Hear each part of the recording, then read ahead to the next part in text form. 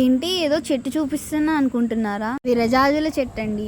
అలా సాయంత్రం మా పిన్ని వాళ్ళ ఇంటికి వెళ్ళినప్పుడు చెట్టు నిండా పూలు కాచే మంచి సువాసన వస్తున్నాయి.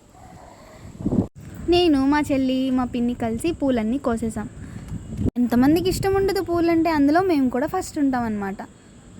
ఇంతకీ గోంగూర చికెన్ రెసిపీ ట్రై చేశారా మీ ఇంట్లో? తప్పకుండా ట్రై చేయండి. ట్రై చేసిన వాళ్ళు ఉంటే మీకు నచ్చిందో లేదో మాకు కమెంట్ సెక్షన్లో కమెంట్ చేయండి. పిన్నితో ఆ బాండ్ అండ్ ఫ్రెండ్షిప్ బాగుంటుంది కదా, క్రేజీగా.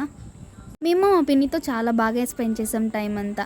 మా పిన్ని అయితే మా కోసం కోసిన పూలన్నీ కట్టేసి దాన్ని ఒక మాలగా తయారు చేసింది. చక్కగా మేము దాన్ని డివైడ్ చేసుకొని నేను మా సిస్టర్ పెట్టేసుకున్నాం.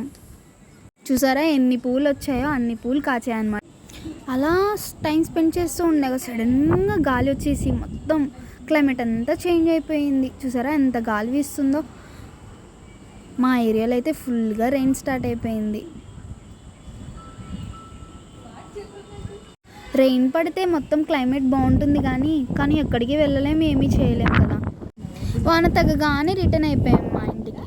మా అమ్మ అయితే మా ఇంట్లో ఉన్న పైనాపిల్ తినండి అని చెప్పి దాన్ని కట్ చేసి ఇచ్చేసింది అనమాట.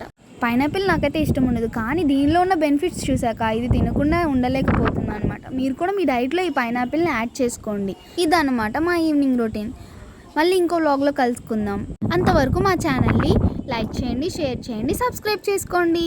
See you in the next vlog. Bye bye.